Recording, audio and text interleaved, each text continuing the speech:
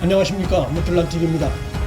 여권을 덮고 있는 어두운 그림자 중에 하나는 리얼미터가 5일 발표한 부산뿐 아니라 서울 지역에서도 정당 지지도에서 국민의힘이 민주당을 근소한 차이이긴 하나 앞섰다는 소식을 빼놓을 수는 없을 것입니다.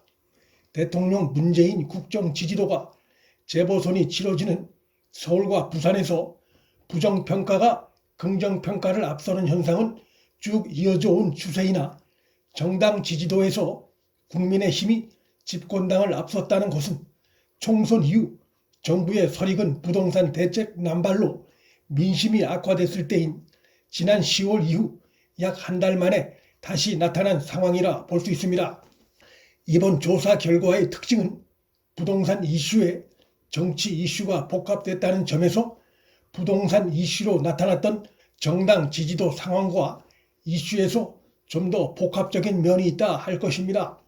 민주당 정권이 국민 앞에 했던 약속, 즉 자기 당 책임으로 선거를 다시 치를 경우 후보자를 내지 않겠다고 했던 대국민 약속을 국민의 선택권 훼손 운운하며 당원을 뒤집게 하는 것에 대한 비판 여론이 포함됐다 볼 수 있을 것입니다. 3일 발표된 아시아 경제가 의뢰해 윈지 코리아 컨설팅이 발표한 내용에 의하면 민주당의 서울시장 후보 공천에 대해 공천하면 안 된다는 응답이 44.6%였고 공천해야 한다는 응답은 39.3%였습니다. 정의당 지지자들도 반대가 39.8%로 찬성인 36.9%보다 높게 나타났습니다. 하지만 역시 부동산 문제는 여전히 재보선을 앞둔 집권당의 서울시장 선거에 짙게 드리워진 아문입니다. 이것은 부동산 문제가 불거지고 난 후 실시된 조사에서 국민의힘 지지도가 40%에 육박해 민주당 31.2%보다 더 높았고 가장 최근인 10월 12일에서 16일 조사에서도 서울 지역 국민의힘은 34.5%였고 민주당은 28.9%로 20%대에 그친 것이 그 점을 잘 보여줍니다. 정부의 부동산 정책에 대한 서울 지역 여론은 싸늘하다 못해 분노 수준입니다.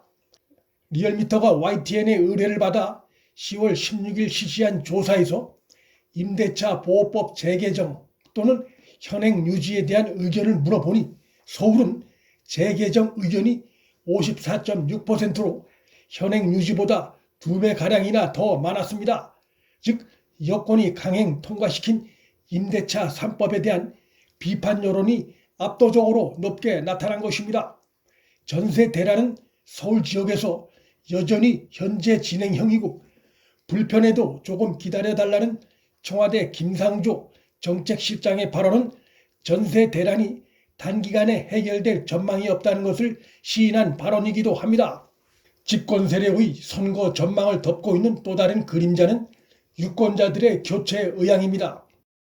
이것은 한국갤럽이 자체 조사로 지난 7월 21일에서 23일 실시한 조사에서 내년 보궐선거에 대해 어떤 의견에 더 동의하는지 물어보았더니 서울 지역에선 절반이 넘는 55%는 정부 견제를 위해 야당이 다수 당선되어야 한다는 의견이 나타났고 그 반대 응답은 35%에 불과한 데서도 잘 드러납니다. 조사 시점에 따라 결과는 달라질 수 있겠지만 교체 의향과 견제 심리는 특히 전국 동시 선거가 아닌 보궐선거에서 더 부담으로 작용한다고 여론 전문가들은 말하고 있습니다. 재보선을 앞둔 집권당을 덮고 있는 빼놓을 수 없는 또 하나의 짙은 그림자는 역시 장관 추미애 리스크입니다.